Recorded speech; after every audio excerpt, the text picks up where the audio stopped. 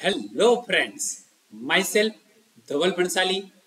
आज हम लोग स्टैंडर्ड 12th कंप्यूटर सब्जेक्ट के अंदर चैप्टर नंबर 3 डिस्कस करने वाले हैं। लेकिन उससे पहले आप लोगों ने chapter number 1 and chapter number 2 का वीडियो अगर नहीं देखा है तो मेरे वीडियो के डिस्क्रिप्शन में आपको उसकी लिंक मिल जाएगी, तो जरूर से देख लेना।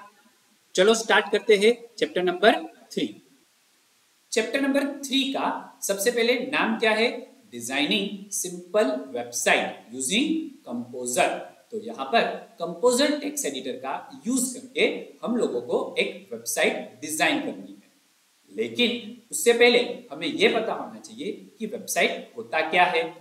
तो बुक में हमें दिया है website is a collection of interlink web page for a specific purpose, यानी कि बहुत सारे पेज अगर एक दूसरे से लिंक हो जाए तो यहाँ पर एक वेबसाइट बन जाएगी। आजकल हमें पता है कि वेबसाइट कोई भी बिजनेस के अंदर बहुत इंपॉर्टेंट रोल प्ले कर रहा है। अगर हमारे बिजनेस को पूरे वर्ल्ड के सामने मुझे रिप्रेजेंट करना हो तो मेरे पास वेबसाइट होनी चाहिए। अगर मुझे मेरा बिजनेस ग्रोथ करवाना है तो उसके लिए भी मेरे पास एक वेबसाइट होनी चाहिए। एंड वेबसाइट अगर अच्छी डिजाइन की हुई है तो आप ज्यादा से ज्यादा कस्टमर को अट्रैक्ट कर पाओगे। आजकल हमारी जो वेबसाइट है वो यहाँ पर यूजर फ्रेंडली भी होनी चाहिए। आप लोगों ने Amazon, फ्लिपकार्ट की वेबसाइट्स देखी होगी, वो यूजर फ्रेंडली वेबसाइट है। क्यों? क्योंकि वहां पर हमें किसी को सिखाना नहीं पड़ता कि प्रोडक्ट कैसे ऑनलाइन परचेज करना है। कोई भी यूजर अपने आप सीख जाता है, इसीलिए वो वेबसाइट को हम यूजर फ्रेंडली वेबसाइट बोलते हैं। तो हमारी वेबसाइट भी हमें डिजाइन कैसे करनी है? यूजर फ्रेंडली, बराबर। तो यहाँ पर यूजर फ्रेंडली वेबसाइट डिजाइन करने से पहले हमें कुछ प्लानिंग करना पड़ेगा। प्लानिंग के अंदर हमें यहाँ पर टेक्स्ट बुक के अंदर कुछ टॉपिक्स ध्यान में रखने के लिए कहा है, कुछ पॉइंट्स दिए हुए हैं।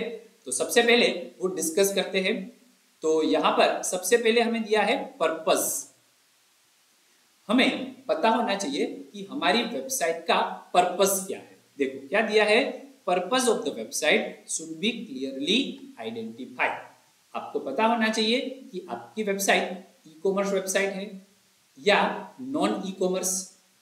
नॉन ई कॉमर्स यानी आपकी वेबसाइट अगर टूरिज्म की वेबसाइट है तो आपको सिर्फ वहां पर इंफॉर्मेटिव नॉलेज देना है, यानी अलग अलग प्लेस की इंफॉर्मेशन ही देनी है।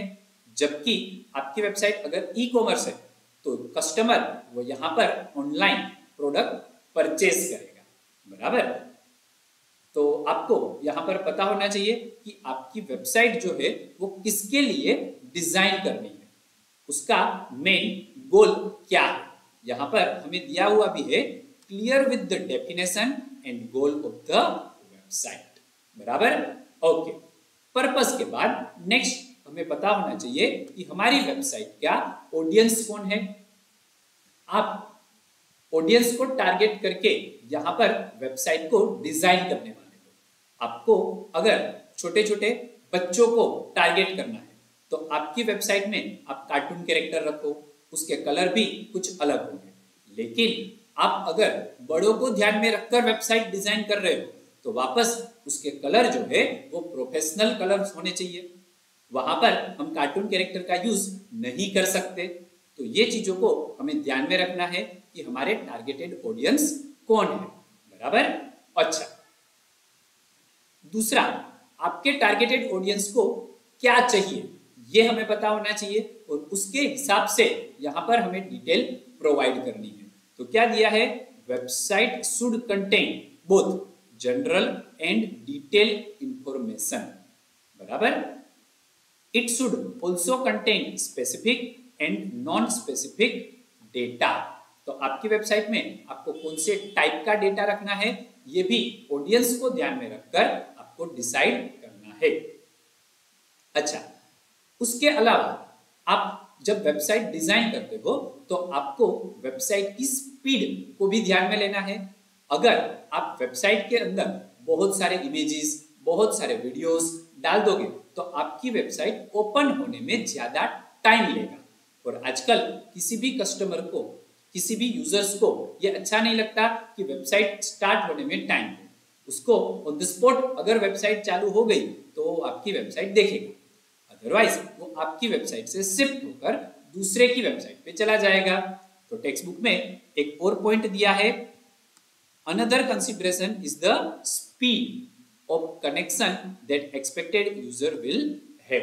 तो आपकी वेबसाइट को प्रॉपर स्पीड में ओपन करने के लिए आपको ग्राफिक्स, वीडियोस कम रखने चाहिए। एटलीस्ट होम पेज में तो कम होंगे तो फटाफट ओपन हो जाएगा, बराबर।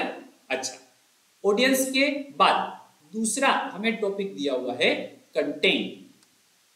अब ये बहुत इंपॉर्टेंट टॉपिक है कि आपकी वेबसाइट के अंदर आप कैसी कंटेंट रखते हो।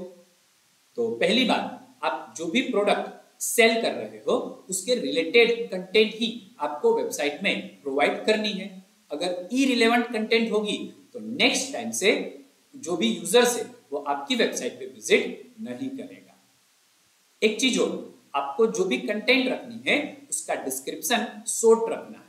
बहुत लंबा लंबा डिस्क्रिप्शन आजकल पढ़ना किसी को अच्छा नहीं लगता है, लेकिन हाँ, अगर कोई कस्टमर इंटरेस्टेड है डिटेल डिस्क्रिप्शन में तो वहां पर आप एक बटन रख सकते हो, और बटन के ऊपर अगर कोई कस्टमर क्लिक करे तो उसको डिटेल में डिस्क्रिप्शन मिल जाए, बराबर। तो यहाँ पर आपको डिटेल डिस्क्रिप्शन के लिए एक बटन रखना चाहिए।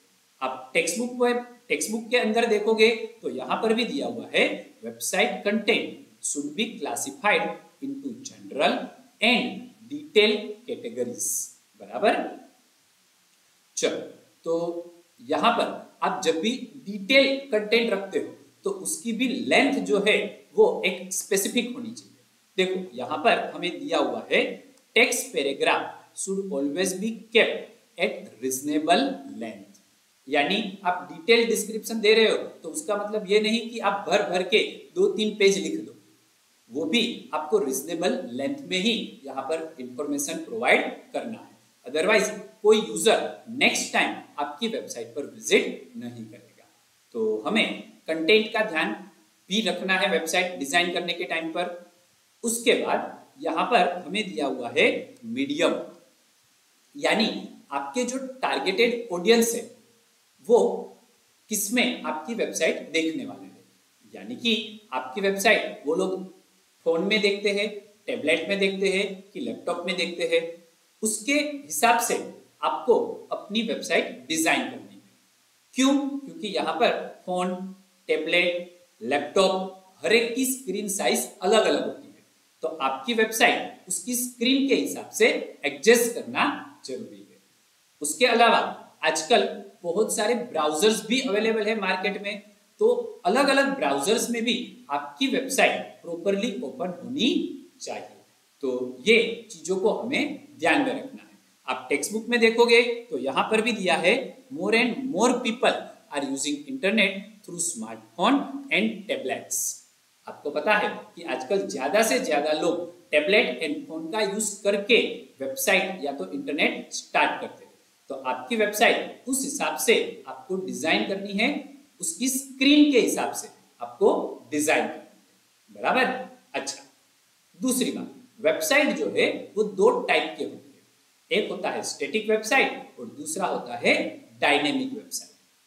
स्टैटिक वेबसाइट यानी जहां पर number of web page fix है, उससे हम क्या बोलते हैं, स्टैटिक वेबसाइट। एंड जहां पर number of web page run time पर जनरेट होते हैं, यानी कि फिक्स नहीं है।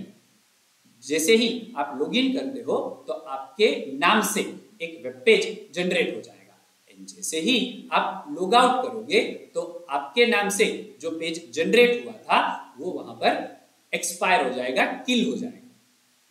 तो रन टाइम पर अगर पेज जनरेट होता है तो उससे हम क्या बोलते हैं, dynamic web page. And dynamic web page जो वेबसाइट में है वो वेबसाइट को हम बोलते हैं डायनेमिक वेबसाइट। हम लोग यहाँ पर कौन सी वेबसाइट बनाने वाले हैं, स्टैटिक वेबसाइट, यानी यहाँ पर नंबर ऑफ पेजेस फिक्स रहेंगे। अगर आपने 5 वेब पेज डिजाइन किए तो वो 5 ही रहेंगे, फिर उससे बढ़ेंगे भी नहीं और उससे कम भी नहीं, बराबर। ओके, तो आप लोगों को यहाँ पर कोई भी वेबसाइट क्रिएट करने से पहले हमें क्या क्या चीजें ध्यान में रखनी है वो प्रॉपरली समझ में आ गया होगा। नेक्स्ट वीडियो में हम प्रैक्टिकली वेबसाइट क्रिएट करेंगे। अगर आपको सारी डिटेल समझ में आ गई है तो मेरा वीडियो लाइक कर देना एंड शेयर भी कर देना, एंड अगर आप चैनल में नए हो तो इसे सब्सक्राइब भी कर देना। Thank you.